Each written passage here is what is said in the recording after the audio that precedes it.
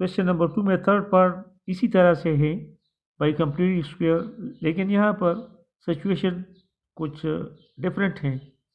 वो ये है कि यहाँ पर स्क्वायर टर्म भी है, लीनियर टर्म भी है, कांस्टेंट नहीं है, तो बस अगर नहीं है तो बस कोई ज़रूरत नहीं है।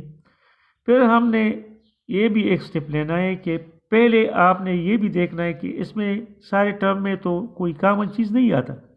तो देखिए इसमें 4 है और इसमें 12 है, तो ये 4 12 का फैक्टर है, तो इसमें कॉमन 4 आता है, तो 4 इससे आपने कॉमन निकालना है। जब ये 4 कॉमन निकालेंगे तो यहाँ पर बच गया है एक स्क्वायर, और यहाँ पर 4 3 ज़रा यानी फैक्टर में जब आप लिखते हैं तो प्रोडक्ट होते हैं। फैक्टर क्या होता है? प्रोडक्ट ऑफ द टू या or more than two number. तो 4 3 ज़रा 12, तो 4 तो निकल गया है, 3 रह गया है, 3x और इज इक्वल टू 0 है। अब हमने क्या करना है, ये 4 यहाँ पर आकर ये डिवाइड होकर ये क्या हो जाएगा? 0 बन जाएगा। तो x square plus 3x is equal to 0। अब हमने फिर इसी तरह से करना है कि लीनियर टर्म का जो कोफिशिएंट है 3, इसका हाफ स्क्वायर लेना है। तो इसका जो भी हाफ स्क्वायर आता है, मसलन ये एक स्क्वायर आपने ऐड करना है, ये ऐड करेंगे, ऐड करें, इसका हाफ क्या है? 3/2 whole square to both side. दोनों साइड को हमने इसको ऐड किया है, मसलन x square plus 3x plus 3/2 whole square is equal to 0। 0 के साथ भी प्लस किया, 3/2 होल स्क्वायर। तो इससे भी परफेक्ट स्क्वायर आ गया है। ये देखिए यहाँ पर फिर इस तरह से फार्मूला बनता है, 2 प्लस ये 2 फार्मूले का है और ये x है, और यहाँ पर आपने 3/2 लिखना है। देखिए ये 3/2 है, ये x है, तो ये 2 2 के साथ कैंसिल होकर फिर 3x आता है। इसी तरह से ये अपनी जगह पर आ गया, 3/2 whole square is equal to 9/4 आता है। 3 3 9 और 4 आता है, 9/4। अब ये देखिए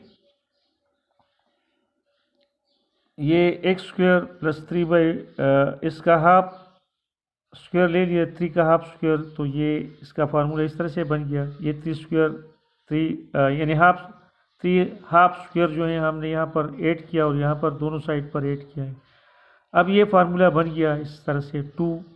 अगर आप फार्मूले में 2ab है तो 2a की जगह पर 2 है, a की जगह पर x है और b की जगह पर 3/2 है और 2 इसका कोफिशिएंट है, तो 2ab इसी तरह से, और b स्क्वायर है, ये a स्क्वायर की जगह और ये b स्क्वायर की जगह। अब ये हमने इस तरह से लिख सकते हैं सिंप्लीफाई फॉर्म में, x लिखे, सिर्फ x प्लस और ये टर्म लिखे 3/2, ये अंदर ये खुद ब खुद इसके अंदर आ गया, होल स्क्वायर लगाए, फिर ये होल स्क्वायर हो गया इज इक्वल टू दिस। अब हमने क्या करना है, हमें x की वैल्यू फाइंड करना है, तो हमने टेक स्क्वायर रूट, इसका स्क्वायर ख़त्म करें, take square root on both side.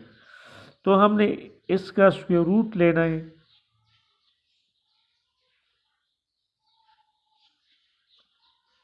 ये स्क्वायर रूट ले रहे हैं, ये तो स्क्वायर ख़त्म हो गया, यहाँ पर आपने प्लस माइनस साइन भी लगाए, ये स्क्वायर रूट के साथ ख़त्म हो गया, यहाँ पर ये ख़त्म हो गया। अब हमारे पास क्या गया है, अब हमारे पास यह गया x plus 3/2 is equal two plus minus 3d। अब हमने यहाँ पर लाना है, तो ये जो है ये प्लस है, तो यहाँ पर क्या हो जाएगा? माइनस हो जाएगा। x plus 3/2 is equal to, यहाँ पर सारी ये इक्वल साइन लगाएं, यहाँ पर ये इक्वल साइन हो गया और यहाँ पर -3/2 प्लस माइनस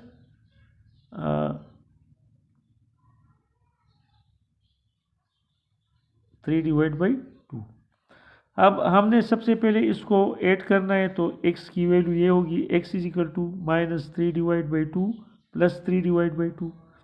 तो ये माइनस प्लस कैंसिल हो गया, ज़ीरो आ गया, x is equal to zero. अब हमने इसको क्या करना है, इसको ऐड करना है, x इज इक्वल टू